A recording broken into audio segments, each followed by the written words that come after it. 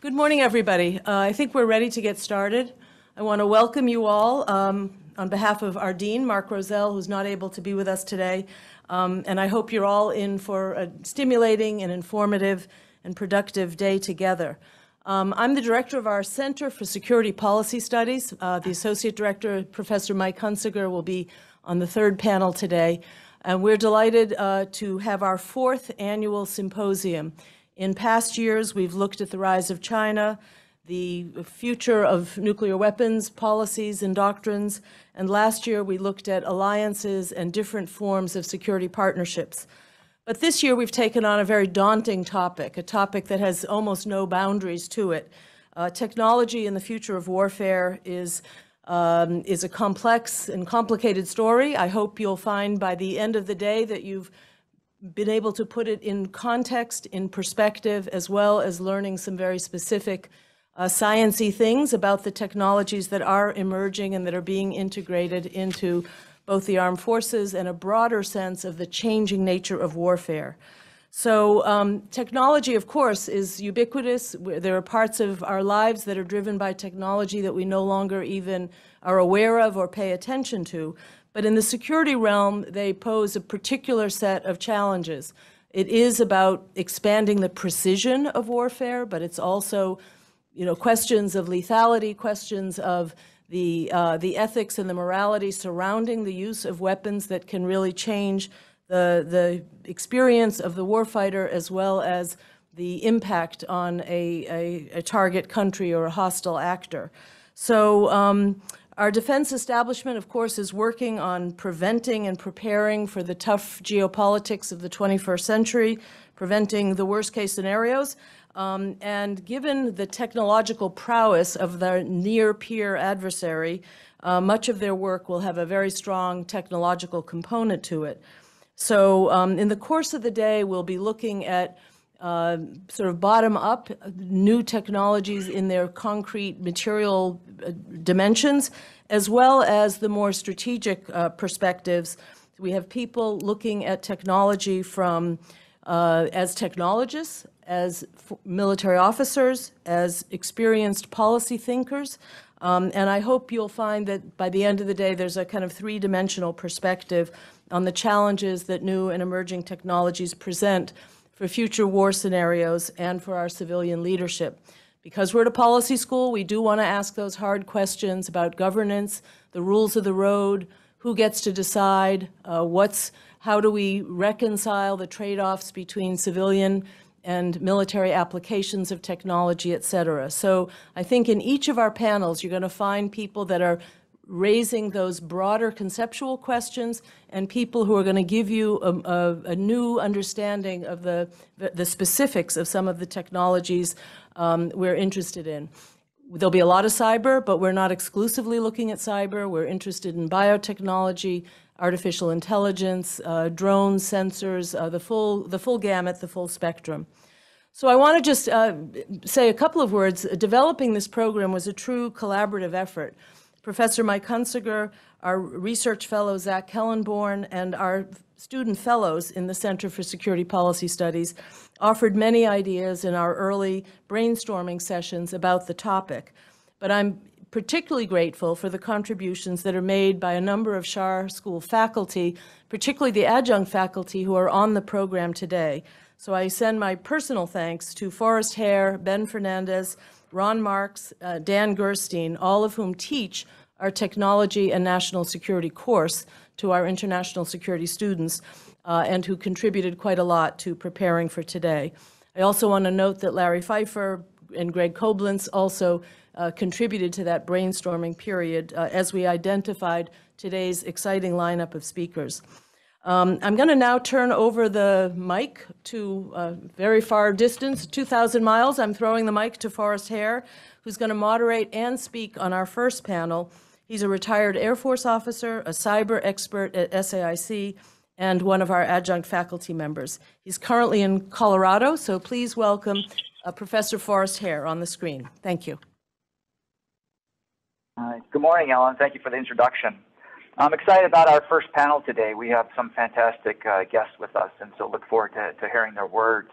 In our first panel, as we'll be talking about in all of our panels today, is really how technology has changed the nature of warfare. Today, in this panel, we're going to focus on cyberspace from a couple different perspectives. And of course, so technology has always been evolving, changing the nature of warfare, considering the advent of gunpowder, considering how rifle barrels have, brought gunpowder down to the individual level and increasing accuracy of handheld. While these things throughout history have, led to significant changes in security across the globe, and of course, some, large examples, important examples in the last century, of course, have been nuclear weapons, the expansion into space, and then most recently, the expansion of the internet, which has led to some disruptive changes in the evolution of warfare and security in general.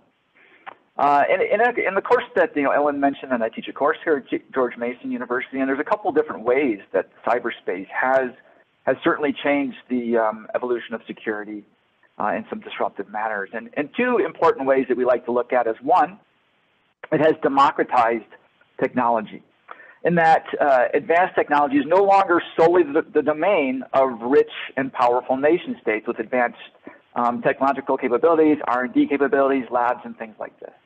And this applies to tech that can be exploited for warfare, of course.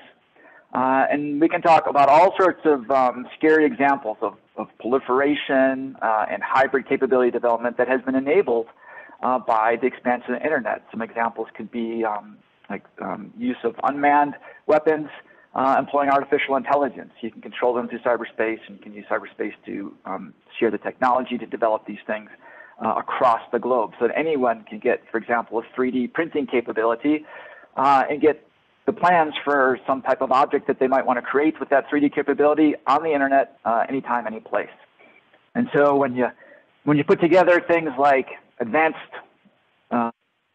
editability, artificial intelligence, and autonomous systems, now you start thinking, the storyline for Terminator. And so there's all sorts of different ways that we can not go to bed at night without being scared to wake up in the morning because of the spread of the internet. Now, a second way that cyberspace has been transformational is that it has led to, the internet has been transformational, is that has led to cyberspace being a domain of conflict in and of itself. So I can briefly speak to my example in this area. So in the early 2005, I joined the Air Staff. I was on assignment to the headquarters of the Air Force. And right when I arrived, the Secretary of the Air Force, Secretary Michael Wynne, decided to put cyberspace in the mission statement of the United States Air Force. So it changed from fly, fight, and win in air and space to fly, fight, and win in air, space, and cyberspace. Now, until that time, cyberspace had not really been a term of art in the U.S. military. There was no really official definition in it that was used, amongst the services to mean that cyberspace being somewhere that we would actually fly, fight, and win, or that any service would conduct operations per se. And so one of the first things we did, we had to figure out, well, what did it mean to be somewhere? And the Air Force started to focus on the term domain, it being a domain of conflict. And then, of course, as those of you who have been around the Department of Defense can appreciate, that led to all sorts of gnashing of teeth and consternation and Pentagon battles between all the services. It's not just the Air Force that flies and fights in airspace and cyberspace. We do too, and so we had to go through all of that. But it was certainly transformational from the perspective of changing the way that the Department of Defense and, frankly, the nation, because the definitions that we developed in those forums, in the joint community, when we developed those definitions, they spread across the interagency and became definitions within national security policy to change the nature of the way that we think about cyberspace. And so our speakers today will address both of the aforementioned points in depth. Our first speaker will be talking about, areas of technology that have been transformed by the cyberspace, and our second speaker will be talking about how cyberspace has become a domain of potentially of conflict, certainly of operations. And so we'll have our speakers present opening remarks for about 15 minutes or so, and then we will open up for discussion. Look forward to lively discussion. I'm sorry I can't be with you there today, but we'll have folks running interference for us on the floor there, and hopefully we'll be able to handle discussion questions smoothly. So turning to our first speaker, I'd like to introduce Dr. Stephanie Rogers. She joined the Office of the Undersecretary of Defense for Research and Engineering as the Acting Principal Deputy for Biotechnology in April 2021. In this role, Dr. Rogers is responsible for leading the Department of Defense's research and engineering efforts needed to advance our military capabilities, leveraging biotechnology innovation, and maintaining our competitive advantage in this biotechnology domain. Prior to joining R&E, Dr. Rogers served in several leadership positions, for example, in InQtel, the strategic investor for U.S. national security community and its allies. One of her most recent roles at InQtel was Vice President of Lab Operations and Bioinformatics, where she led the day-to-day operations of the applied research labs focused on biotechnology, for example. And before that, she was at the FBI laboratories in Quantico, where she managed and conducted research projects in human forensics and microbiology in support of FBI's counterterrorism operation. Dr. Rogers holds a Bachelor's of Science in Biochemistry and Molecular Biology and a Doctor of Philosophy in Plant Pathology from Oklahoma State University. So I'd like to turn it over to Stephanie. Thank you so much. It's an honor to be here, and apologize I can't be there in person either, but I'm delighted we could make this work from being remote. I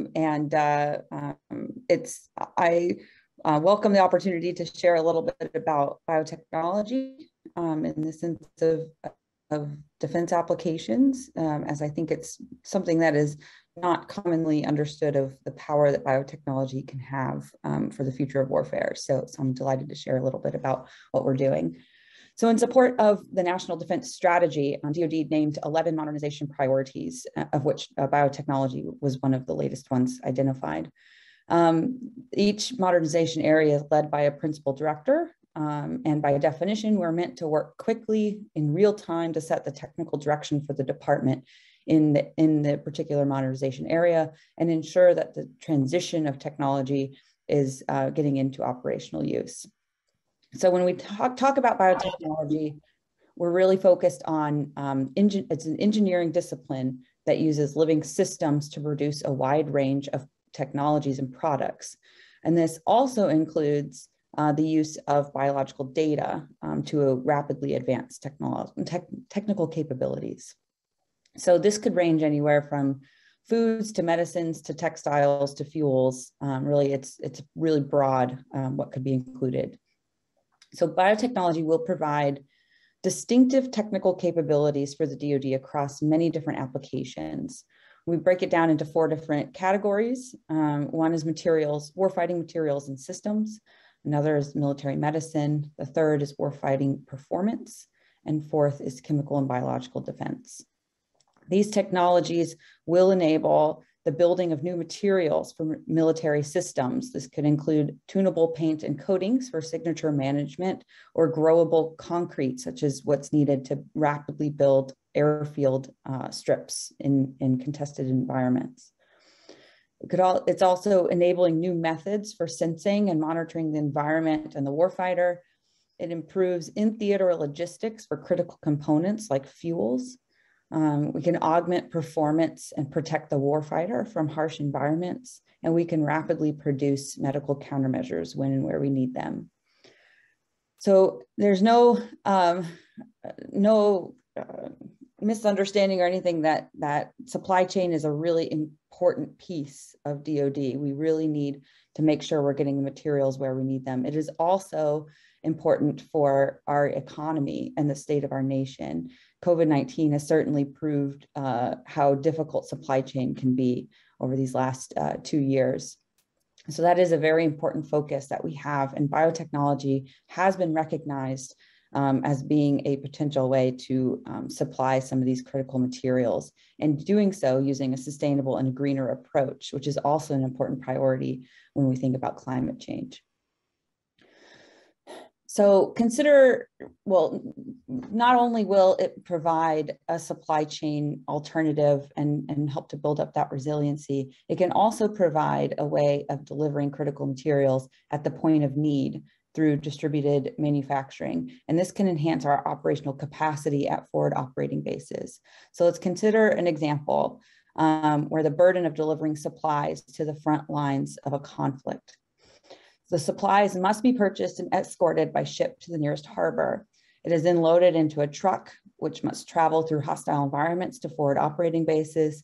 And then it traverses, is covered by armed vehicles who are supported by gunships, who are supported by continuous surveillance, which are supported by a carrier group at sea, and it goes on and on and on. So if we're able to actually forward deploy and manufacture materials at the point of need, this has the potential to reduce the threat of the warfighter securing these shipments, reduce the burden on the resources on the transition from a defensive to an offensive mode, can increase mission readiness with more resources available, and it can ensure a domestic posture in contested environments. So you can see how biotechnology can really provide a really strong position for our warfighting capabilities when they're forward deployed. So DoD has had a very strong research program and activities in biotechnology. DARPA has certainly been a major player. One of the most significant when we think about supply chain resiliency is their Living Foundries program, which helped to demonstrate how biomanufacturing can deliver over 1,000 different molecules. And so we continue to advance those capabilities and also contribute new capabilities when we think about biotech for the department. One particular focus of late is that transition of these technologies from that research area into operational use. We just last year announced a new program called BOOST, which stands for Biotech Optimized for Operational Solutions and Tactics.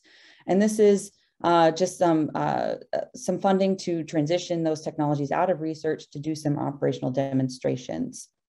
The first year of awards that went out supported a new technology for energy harvesting systems for underwater sensing, the biomanufacturing of spider silk for advanced materials, the biomanufacturing of 1,2,4-butanetriol, which is an energetic precursor, a new way of doing water quality monitoring in the field, so warfighters know if water is safe to drink, and also a scale-up manufacturing production of a melanin-based ablative composites, which are really important for thermal protection of our materials and our gear.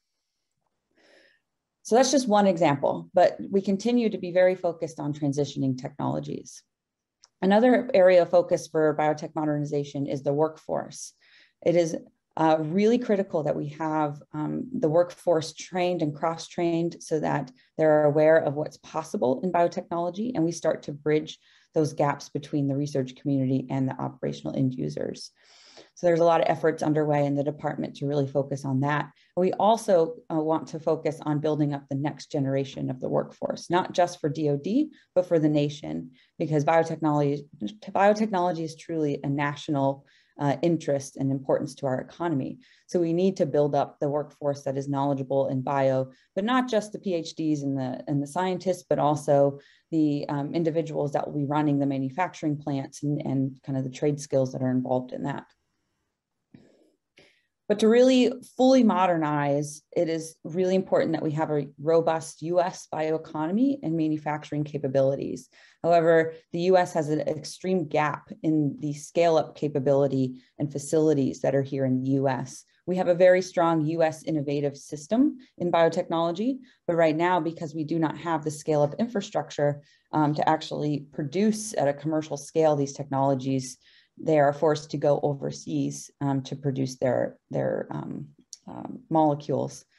So this is a very important focus, and the current administration has stated an objective to maintain competitiveness through the development of biotechnology and has stated biomanufacturing to be a US priority. The stand-up of BioMade was a significant step forward. So in October of 2020, DoD awarded a 7-year cooperative agreement to BioMade to develop the Manufacturing Innovation Institute dedicated to biomanufacturing for non-medical applications. This was done in partnership with government, industry, and academia. And BioMade is going to build a sustainable domestic end-to-end bioindustrial manufacturing ecosystem to be able to manufacture at scale. Particularly, their objectives include developing technologies to enhance US bioindustrial competitiveness, to de-risk the investment in relevant infrastructure, and to expand the biomanufacturing workforce to realize the economic promise of industrial biotechnology. There's certainly more that needs to be done beyond just BioMade to build the US bioeconomy and secure our supply chains, but this is a great step forward. What it has become clear is that the nation that leads the world in biotechnology will accrue enduring economic, societal, and defense gains. It's no secret that China is positioning itself to be the global leader in biotechnology, and they have stated many times that they aim to win the biorevolution. China's leaders are pushing to rival the US in cutting edge technologies and in developing an independent supply chain to wean companies off dependence on American suppliers. Their 5-year plan lists 7 strategic areas that are considered essential to national security and overall development, and this includes biotechnology. An example of this is that the US imports 80% of rare earth elements and technology using rare earths from China. And China accounts for 90% of the global rare earth element sources. But as of China of 2020, China decreased exports of rare earth elements by 62%, but reasons are not quite known. China's dominance of this results in 15 years of industrial policies and a series of policy support measures. So while we're promoting biotechnology and building the US capabilities, we must also protect the technology. Every person and entity involved in promoting this technology has to be responsible for helping to protect it. The 2020 National Strategy for Critical and Emerging Technologies list, which reflects the 20 technology areas that the US government department and agencies identified to the National Security Council staff as priorities for their mission, includes biotechnology. It is critical that DoD and the nation at large help to advance emerging technologies that promote alternatives to foreign suppliers. And this is achieved by both promoting and protecting the technology. We must promote the national security innovation base by leading the development of worldwide technology norms, standards, and governance models that reflect democratic values and interests, and building strong and lasting technology partnerships with like-minded allies and partners. And we also protect technology advantage by ensuring secure supply chains and encouraging allies and partners to do the same. So the stand-up of our DoD Manufacturing Institute was one of the milestones among many others that are signaling that we are at an inflection point of the US bioeconomy. And it coincides with and serves as a response to a national agenda to capitalize on and advance biotechnology and biomanufacturing. President Biden's executive order on American supply chain calls for resilient, diverse, and secure supply chains to ensure our economic prosperity and national security, to revitalize and rebuild domestic manufacturing capacity. And President Biden's Americans' job plans include revitalizing jobs that are relevant to the US supply chain and R&D, and training Americas for jobs of the future. And there's also the National Climate Task Force. As part of re-entering the Paris Agreement, President Biden launched a whole of government process organized through his National Climate Task Force to establish the new 2030 greenhouse gas emissions target. And there's many more as well. Those are just some to highlight. So there's numerous initiatives that are happening across DoD as well as the US government that really bolster the national agenda and aim to support the bioeconomy, advance biotechnology, and to move the needle in domestic manufacturing. And this is going to be absolutely essential for the future of warfare as we think about DoD's use of biotechnology for the future. It is going to require an all of the nation approach, all of government approach to really drive forth the capabilities that are necessary for the future of warfare that are leveraging biotechnology. And with that, I'll turn it back over to Forrest Hare. Thank you so much. All right. Well, thank you, Stephanie. That's one of the points you mentioned. And China plans to be the leader. I'm like, how many times have I heard that? China plans to be the leader here, China, and now biotechnology. So of course we've got that challenge to deal with as well. So maybe we'll get into more of that in the Q&A. And I apologize if my tech issues were disruptive during that. As I discovered I lost everybody else's video on my one computer, so I had to dial in on my iPad. So now again on the stage there. So And hold on, I can actually put my camera back on for a split second here too. All right. So our next speaker, who will be speaking on the evolving debates about cyber operations as a new form of warfare, is Mark Montgomery, retired Admiral Mark Montgomery. He is the Senior Director of the Center on Cyber and Technology Innovation and a Senior Fellow at the Foundation for Defense of Democracies. He serves as a Senior Advisor to the Chairman of the Cyberspace Solarium Commission, and he was previously the Executive Director of that body. Prior to this, he was the Policy Director for the Senate Armed Services Committee under the leadership of Senator John McCain, and completed 32 years as a nuclear-trained surface warfare officer in the United States Navy, retiring as a Rear Admiral in 2017. So Mark will speak to us on his work on the Cyber Solarium Commission. Over to you, Mark. Hey, thank you very much, Forrest. I want to thank Ellen and the Center for Security Policy Studies for putting on this important discussion.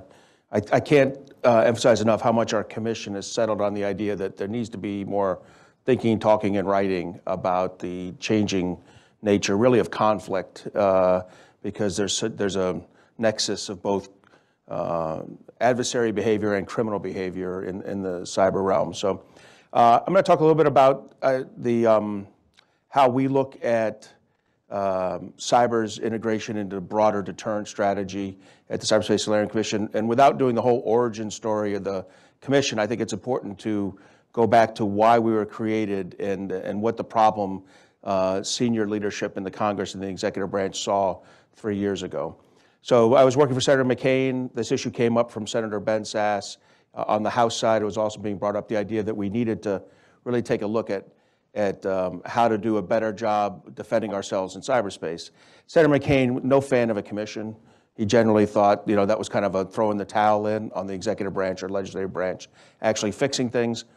But he was convinced by Senator Sass and a few others that things really were not in good shape. And I think the things that most influenced McCain were the reports from the Blair Intellectual Property Theft Commission, which reported that over about a decade, we'd lost nearly $1 trillion in unrealized GDP due to majority Chinese, but also other countries' intellectual property theft in our country. And that's a significant amount of GDP.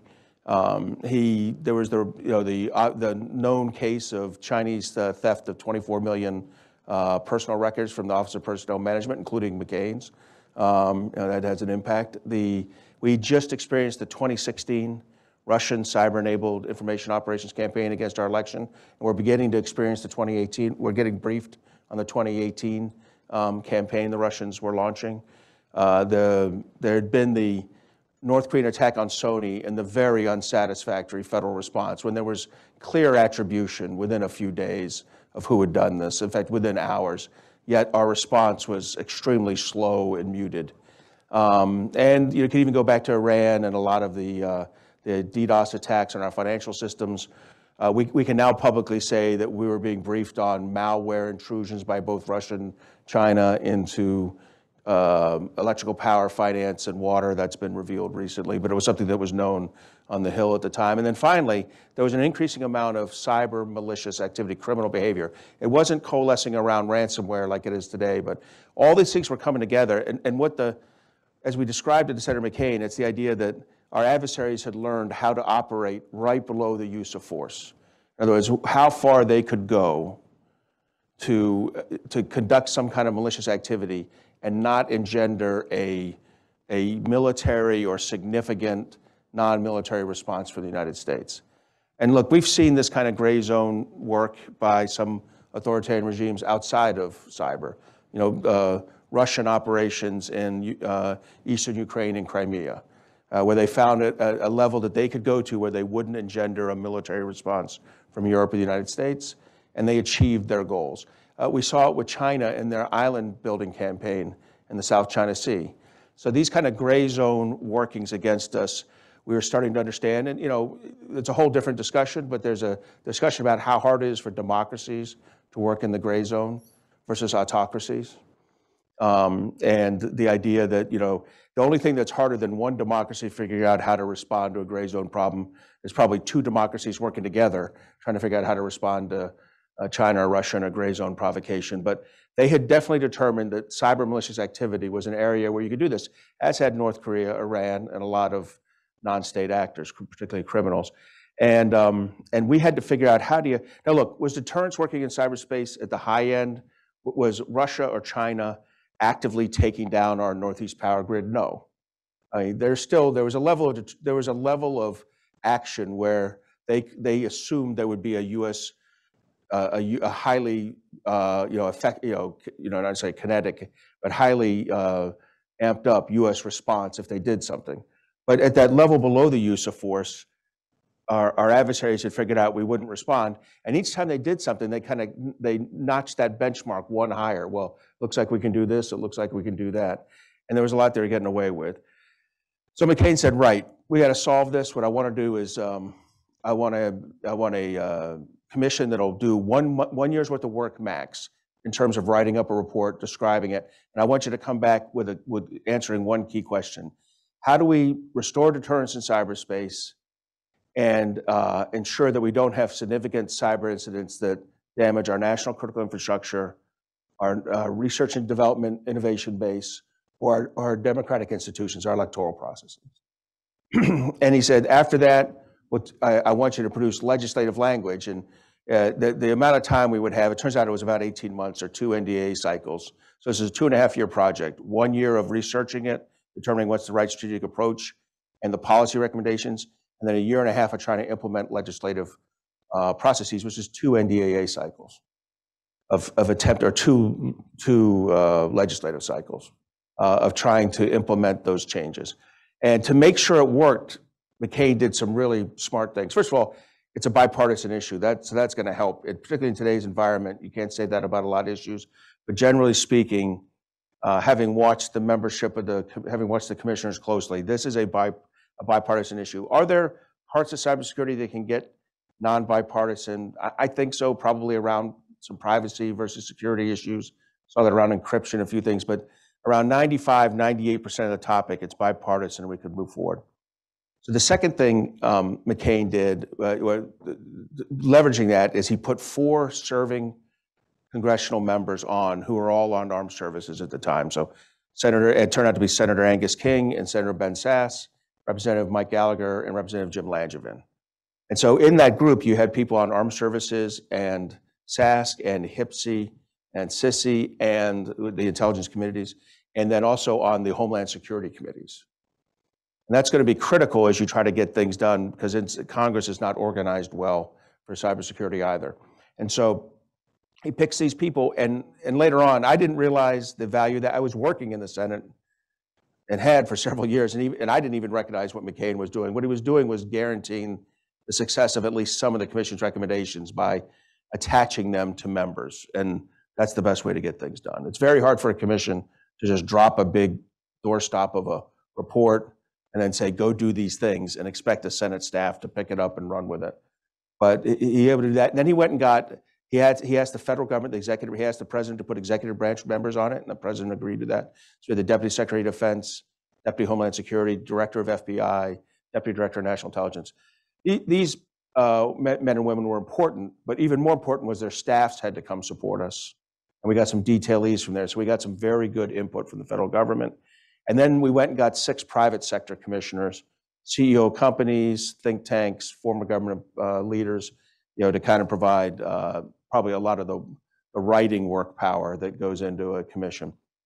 So the commission took about 9 months, interviewed 400 or 500 people. I say this because just to give the perspective that we got a good look, a lot of academia in there, a lot more than I would have expected originally, when I thought it up, but a lot of business, international companies, state and local governments.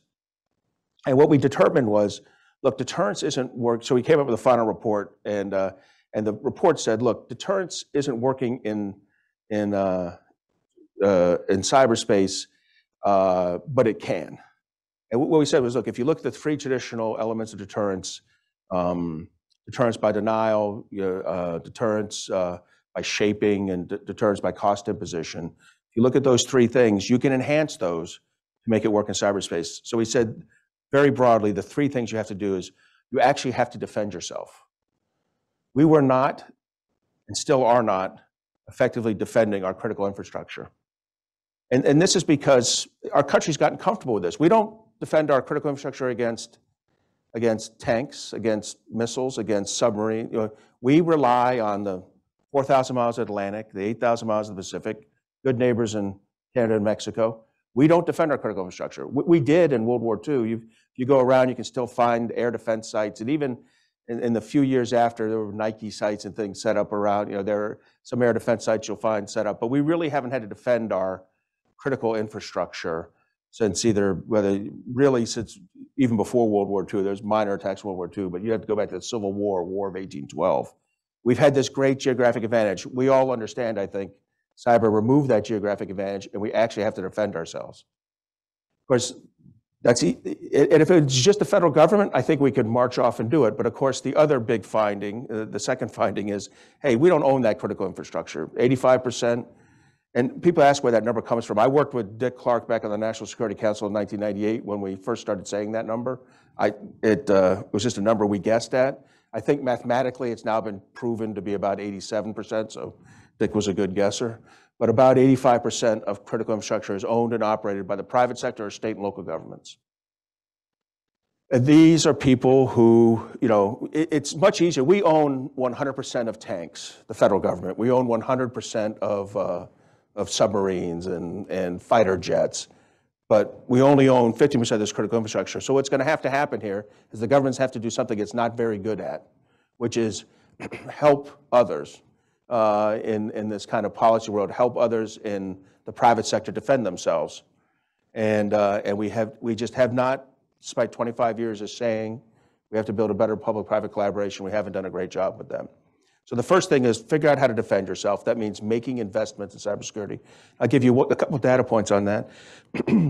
We looked at the 16 critical infrastructures, the list that President Biden supposedly gave President Putin. I'll just say that list of 16 is unclassified and it's been around for a long time, but I'll assume for a moment that President Putin didn't know what it was. But that list of 16 critical infrastructures, it's an extremely unbalanced level of cybersecurity in there. And within each infrastructure is unbalanced. So if you go to financial services, our top 8 banks, the big 8 banks in America, I think they spend on average about $500 million on cybersecurity. That's more than most federal agencies, except Department of Defense and Homeland Security. That's more than most most countries in the world. And they have ops centers that, I would, as a military officer, consider like a 4-star ops center. I don't know that it operates like that, but it looks like it when I'm in there. Do I think they can defend themselves? Probably. Maybe not against a concerted nation-state advanced persistent threat team attack over years, but I think they can defend themselves. But they're dependent on the electrical power grid for power to run. So even if they're an A+, I'll tell you the electrical power grid is in the urban areas is more about a B+. And of course, many electrical power production facilities are relying on municipal water for their cooling effluent. Now you're down to your weakest link because your water utilities are a D in cybersecurity. And you're only as strong as your weakest link. So in our critical infrastructure, we absolutely have to invest in defense. Now those banks will tell you, hey, the reason we're like this is we spend 14 or 15% of our IT budget on cybersecurity. That is not what the water utilities are doing. Their already under-financed IT budget has an even smaller percentage of cybersecurity in it. So the problem is that all the companies in the United States need to figure out how to get their cybersecurity budgets up. And I'll say that one interesting aspect of this is that it used to be you couldn't convince anybody of this. The only reason the banks did it, the big banks, is they were under constant criminal cyber attack. For the last 25 years, people tried to break in digitally into banks to steal the money. There was something there worth getting. Ironically, ransomware is kind of helping us in a silver lining on a dark cloud sort of way, which is that ransomware has basically monetized data. So what that means is I can go into your company and I can block your business operations so you can't collect money on delivery things. That's what happened at Colonial. Colonial's pipelines weren't stopped from operating. Their business operations were stopped. And that's important because you can't bill Atlanta Hartsfield Airport for how much fuel you just dropped off if your business operations are blocked. And it turns out that'll stop Colonial from delivering fuel to Atlanta Hartsfield Airport. They also had to make sure their field operations weren't also infected. So it did take some time to do that. But the second thing is I could block your field operations. I could start pumps, stop pumps, open valves, shut valves. I can create natural disasters by starting all the pumps, shutting all the valves, and letting the relief valves lift on a bunch of fuel oil systems. There's all kinds of things I can do there with your field operations. I can also just go into your customer database, grab it, and begin to sell that data and hurt you. And finally, I could grab your CEO's email traffic with the general counsel and expose you to reputational damage on every nasty issue you have in your company. So tons of ways that I can go after almost any company. So we've monetized data and servers to such a degree that everyone needs to invest. So first, as I said, we determined you had to invest in security. Second, the government had to do a better job building that public-private collaboration. And the third part is we actually do have to impose costs better. We have to figure out tools other than kinetic weapons to show our disapproval of your cyber event. So what that meant was looking at law enforcement tools, economic tools, our best tools, economic tools, and then military tools, military intelligence tools, both cyber and kinetic, and investing in those and seeing how we can do them. And then finally, diplomatic tools, using allies and partners to do shared attribution, which we've done in one case with a Chinese Microsoft Exchange server attack earlier this year, but we haven't gotten partners to go along with us in shared action. Like you didn't catch any of those European countries, the EU joining us in sanctions on China, what happened with Microsoft Exchange. Just like they haven't done great jobs with us on Russia on this either. But in those kinetic tools, you got to make sure you have enough cyber mission force, national mission force. You have to have, and then we're pretty covered on the kinetic tools. I think I don't think the commission made any recommendations there. My point. So that was our general philosophy: was if you do these three things, actually invest in defense, build a public-private collaboration, do a better job of organizing, utilizing your cost imposition tools in response to a cyber event, you're going to be in a better position. You're going to be able to deter, change where that use of force level is, and make ourselves safer and more secure in cyberspace. We then had about 80 recommendations, 30 for the executive branch, 50 for the legislative branch. We spent the last 18 months implementing them. And I'll answer questions about that in the Q&A, but I'll just say that there were 6 areas that we emphasized. One was organizing the government better for cybersecurity and for cyber operations. That included defending our critical infrastructure, and that included creating the National Cyber Director and really strengthening CISA, the Cybersecurity Infrastructure Security Agency. 2 was doing a better job working with our international partners on norms and standards in cyberspace, where we have walked away from really boring organizations like the International Telecommunications Union, National Standards Organization, boring organizations that actually set the standards for cyber equipment and both hardware and software, and where we've been displaced by the Chinese as a leader. 3 was build better resilience in our systems so we can absorb an attack and respond rapidly. 4 was raise the whole cyber ecosystem, get it so it even helps Ted's dry cleaner, not just like JP Morgan, by raising the cybersecurity of our system, of our ecosystem.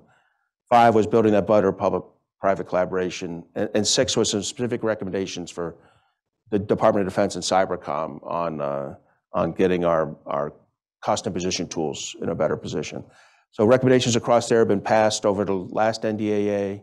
They're being passed in 2 or 3 different bills this year: the infrastructure bill, a competition with China bill, and the NDAA. And so you'll see, I think we're seeing a lot of change. I don't know if it's going to be enough, but I think we're seeing a lot of change in the readiness and organization of the government to deal with this challenging issue of restoring deterrence in cyberspace. So, Forrest, I'll pass it back to you for the Q&A period. All right, thank you, Mark. That's quite an ambitious and wide-ranging list of recommendations. Hopefully, we can make progress on the majority, if not all of them. Okay, so at this point, let's talk a little logistics check here. I can just see Mark on the screen. I don't know if it's possible to zoom out so we can see microphones, or I might ask him to tip for us if someone comes up to the microphones. While we're waiting for that to happen, I would like to ask at least one question here to Dr. Rogers, and then maybe one also to Mark here. So first of all, you've talked about biotechnology defense and all the initiatives that you're developing or you're working on in the DoD. And as in most technology areas, we talk about this triad, right? The triad of the government, industry, and academia. And so do you want to speak a little bit to the role of industry and academia in advancing biotech initiatives for the Department for Defense in general? Absolutely, yes. That's a great question. So biotechnology is inherently not a defense technology. There's a lot of innovation in biotechnology happening already in academia and industry. We see it even in the commercial space now. The Impossible Foods, is one that's now taking over. That is biotechnology. And there's other materials and fibers that are being produced. Spider silk is an element of some clothing already. And so there's a lot of movement in the private sector to really advance these biotechnology capabilities.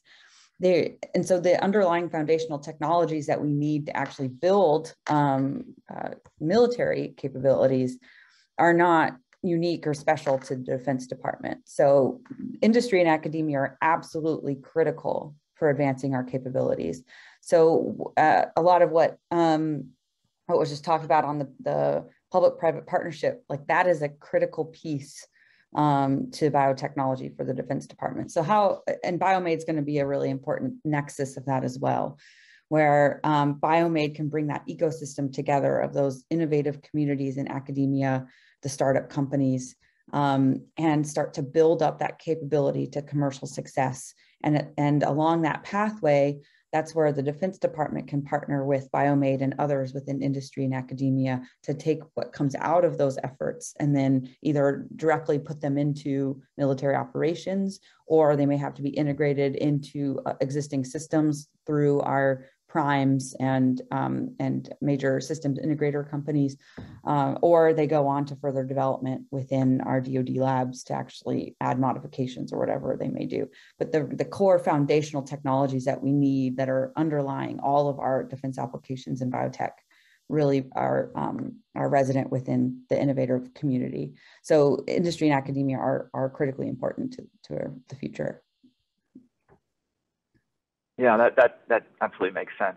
That's where you're always going to get a lot of the deep thinkers, and how do you transition, or how do you develop it from the great ideas into something that can be done? It requires support from all sides.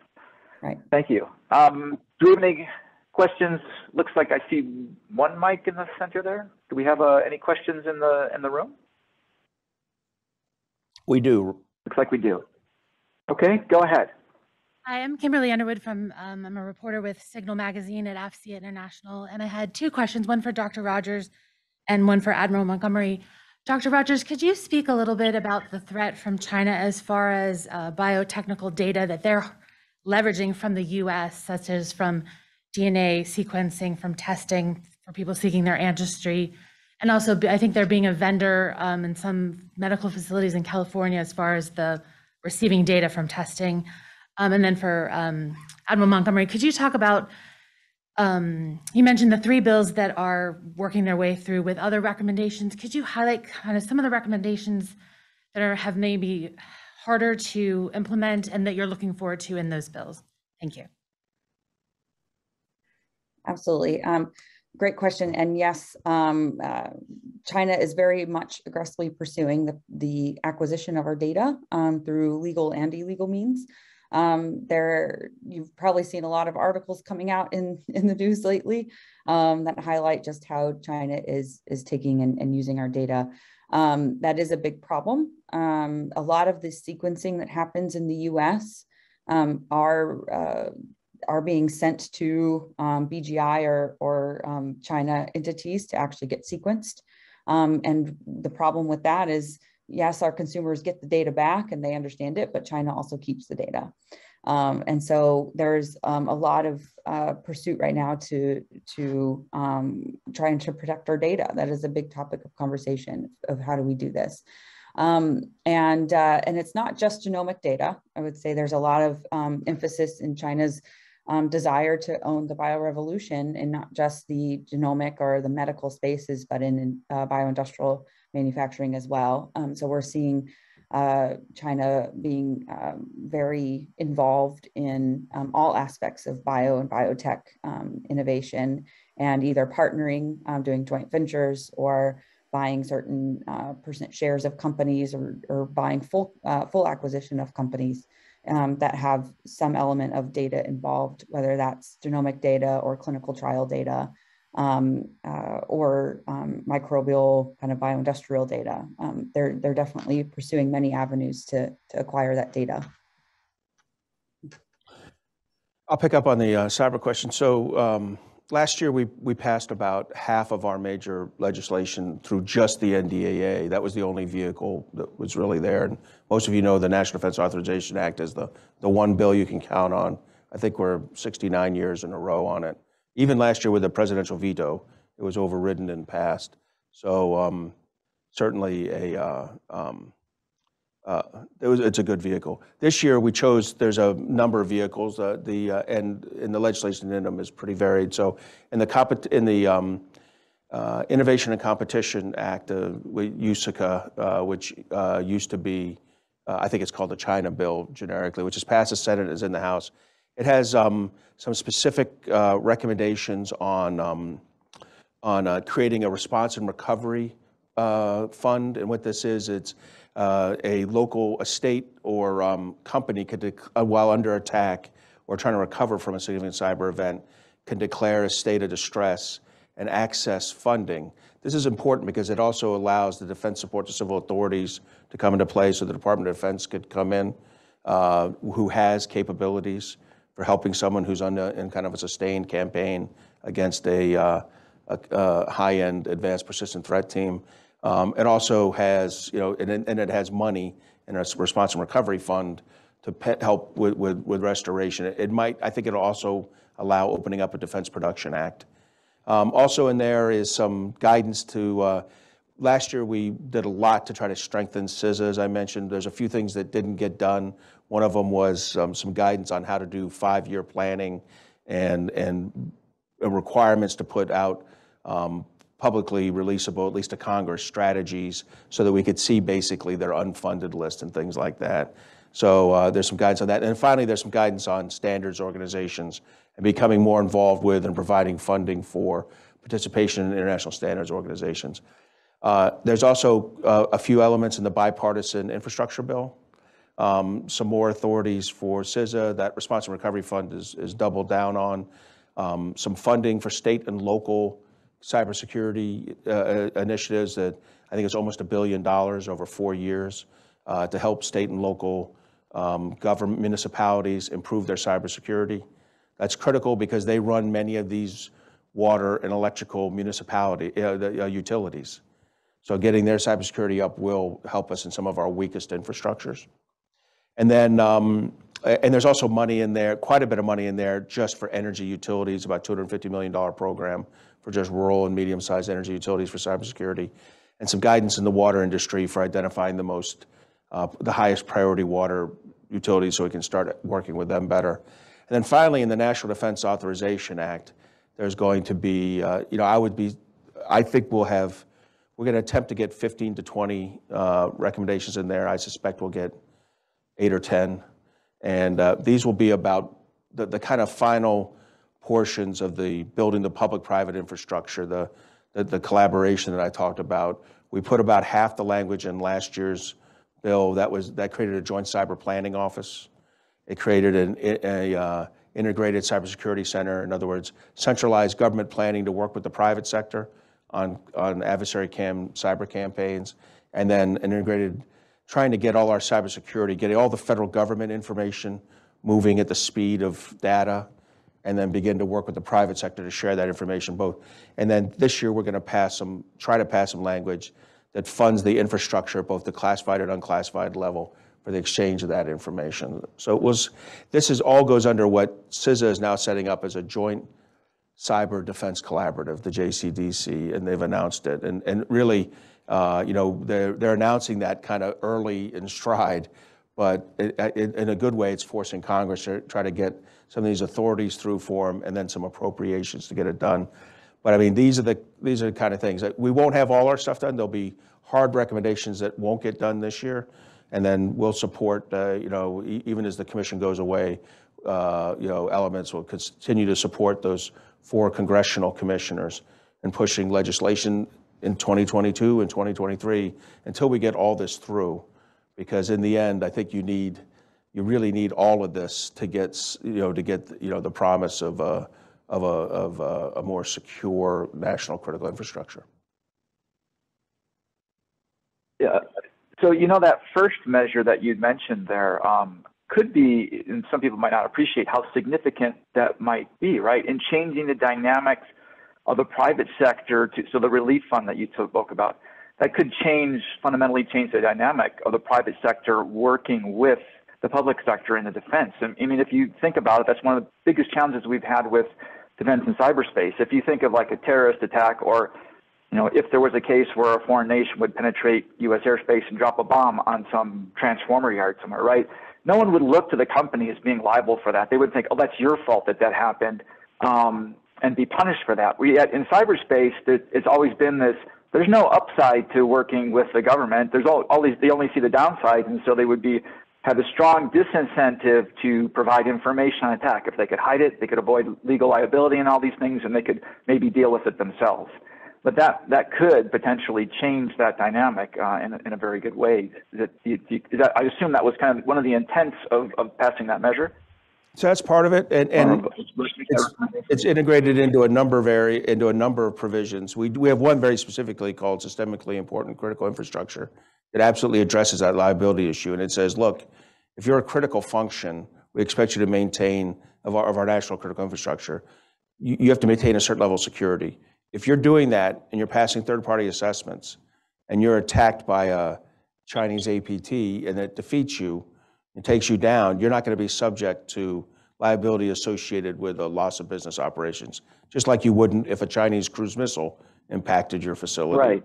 No one would expect that. But you're right. For some reason, currently, there's a mismatch between kinetic and non-kinetic. Now, that mismatch is being dealt with right now in Europe, where Maersk and Mondelez and some other companies are trying to get cyber insurance payments from what happened during NotPetya attack, and the European courts are taking a look at, is this an act of war? You know, how are the insurance companies, you know, what are their requirements for reimbursement, or is it a government issue? And so, not that European courts apply, you know, precedents in our judicial system, but it is pushing us to get some kind of legal legislative guidance. We have a question here. Okay, so yeah, we have time for a couple more questions. So if there's one in the room, please go ahead. Good morning. My name's James Vizard. I'm a PhD student in political science at the Schar School, and in my day job, I work on business innovation for the Army. Dr. Rogers, you mentioned the importance of building the workforce all the way from trade skills to PhD. I'd be interested if you could talk a little more about the policy and organizational challenges, and I guess also opportunities for doing that. And Admiral Montgomery, you may have some follow-on with that, because of course that's also a challenge in the cyber realm. Absolutely, yes. It is absolutely critical that we build up that workforce, not just within DoD, but within the U.S. Broadly. So I think some of the challenges with really building up a robust and kind of agile workforce is just the ability to hire in. I think into the government, if I'm thinking just from the government perspective, bringing in more talent to the government. And the fact that a lot of the innovation that we need in biotech from a workforce perspective is in the data science and computational biology perspective. And the reality is a lot of the policies in government for bringing in new software, sharing of data across even groups within the department, make it really challenging for those that are really strong in the data science or computational biology fields to actually utilize their skills right away when they get in the door.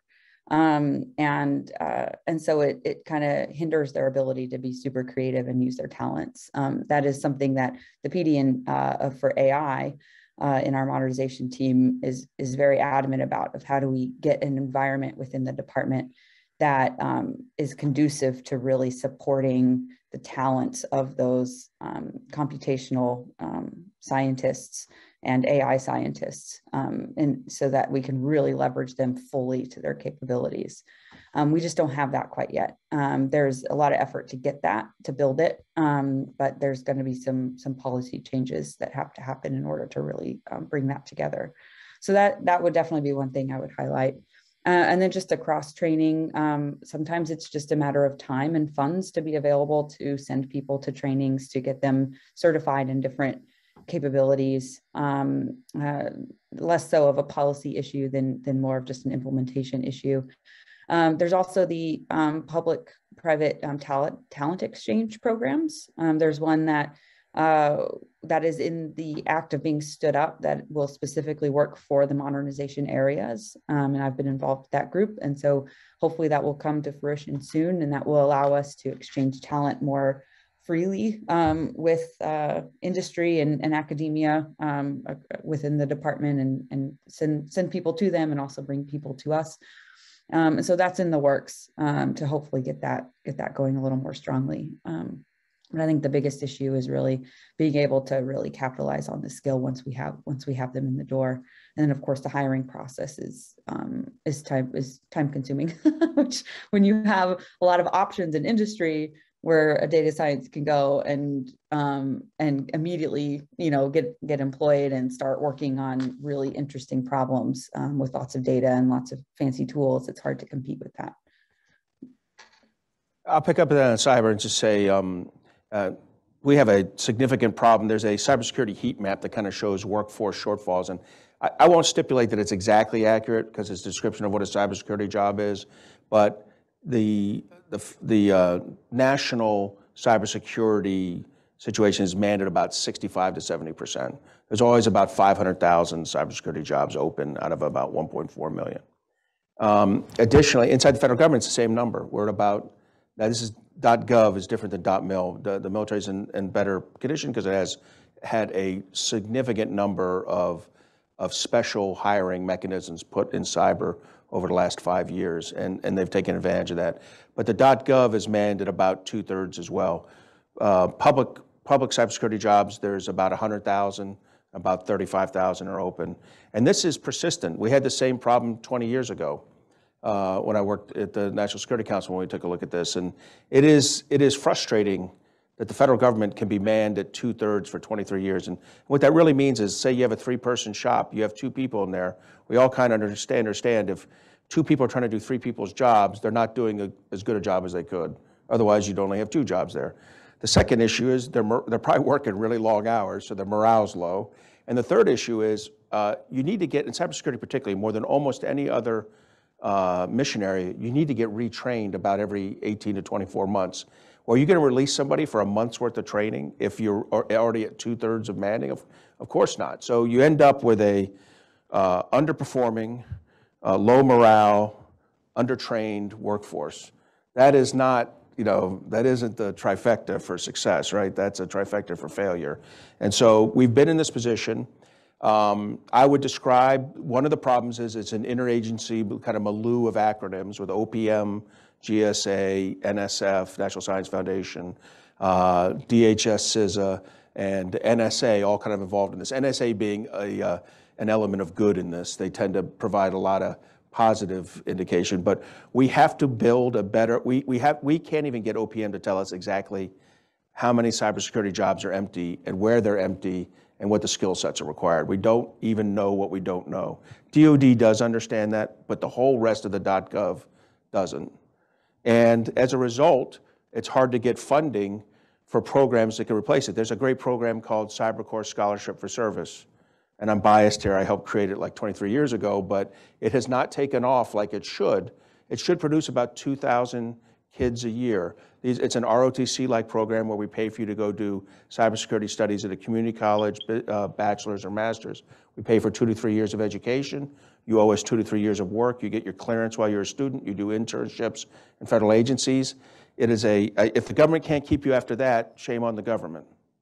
It's the government's job. We should do a better, that's a different issue.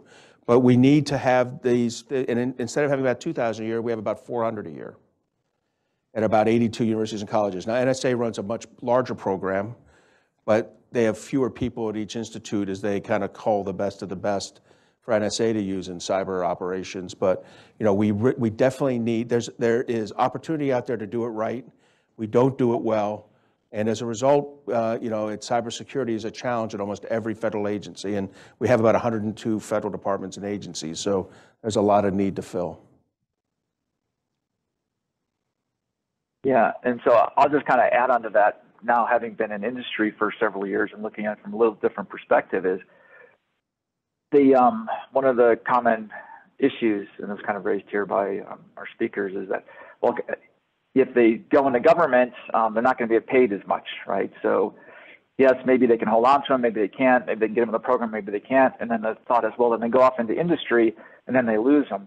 The government doesn't actually lose them when they go into industry. What ends up happening is they end up paying them more, but it gets back to the problem about now we have less, because in many of the cases, the positions that are doing cybersecurity for the U.S. government, whether it's Department of Defense or State Department, Homeland Security, they're actually industry positions on a contract. And so some company is going to win a contract to do cybersecurity for that federal government, and then they have to look around and they have to hire personnel, and they will try to offer competitive wages for those positions.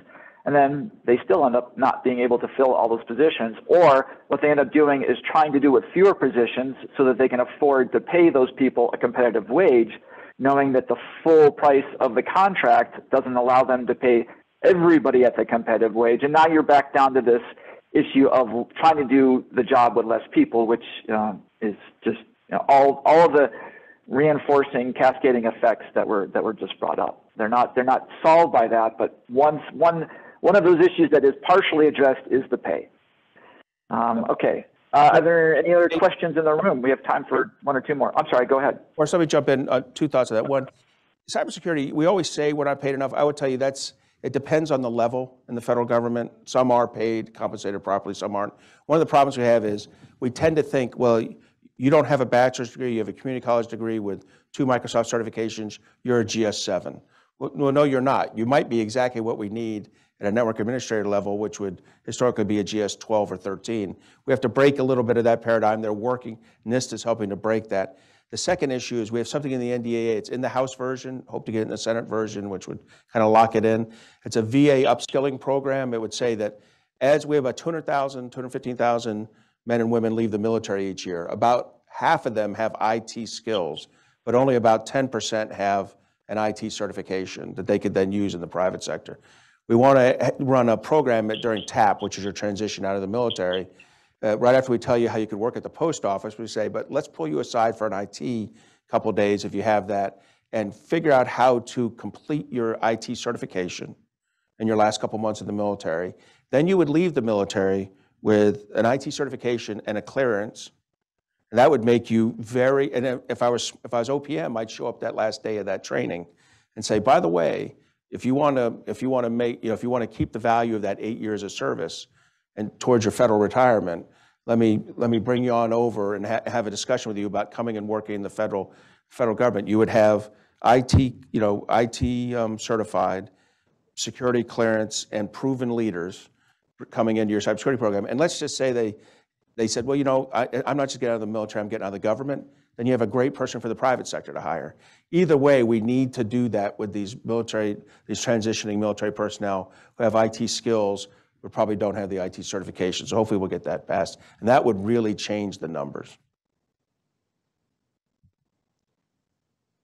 Great. Looks like we have another question from an esteemed questioner. Thank you. Thank you, Forrest. So I have a question for Stephanie Rogers, or maybe it's kind of a two-part question.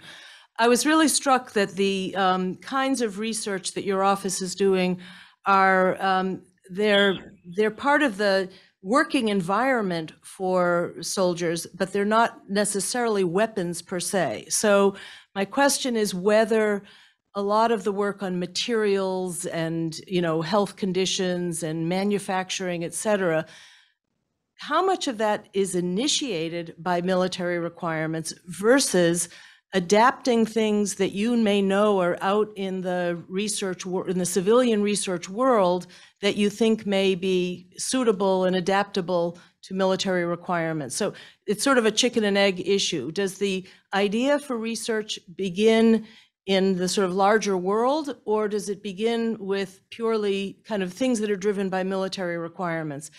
And then maybe a different question is, how much is climate change affecting the bio-research world? Are there constantly changing parameters of what it is you're trying to study as we come to grips with the severity of some of the climate disruptions? Great. Yeah, so to your first question, it's really both. So the innovation that's happening in the academic research and in the startup companies is super fast paced. I mean, there's always new breakthroughs happening all the time in biotechnology. And so we at DoD, we can't do that ourselves. We have to see what's coming out of academia and industry, and then take that and through the lens of what we need and understand what is it that we need to pull forward? What is it that we need to bring into the DoD operations? How is that going to affect the missions that we know we need to address? Also, at the same time, this is part of what my job is, and also there's a community of interest for biotech within the department that is some of our scientists and representatives across the community. And what we do all together is look at what are those mission needs, particularly the joint warfighting concepts. What are those gaps? What is the department trying to achieve? And then look at that and say, what can biotech do for that? What is it that we're able to do? How can biotech change the paradigm for some of these things? Very much is a component of weapon systems. To your first point, a lot of what we do is in like the materials and systems. So energetic precursors, for example, can absolutely be biomanufactured and then further processed to become a component of a weapon system. And that can have potential performance improvements, as well as just a better sustainable supply chain, so we can have those materials where we need them. Also, some of the coatings that are important for aircraft or different kind of weapon systems can be important for that thermal protection piece. So biotech can really span a whole bunch of different possibilities. And then to your second question, the climate change. So there's no mistake that climate change is definitely affecting our warfighters all over the world. They have to face different kinds of environments.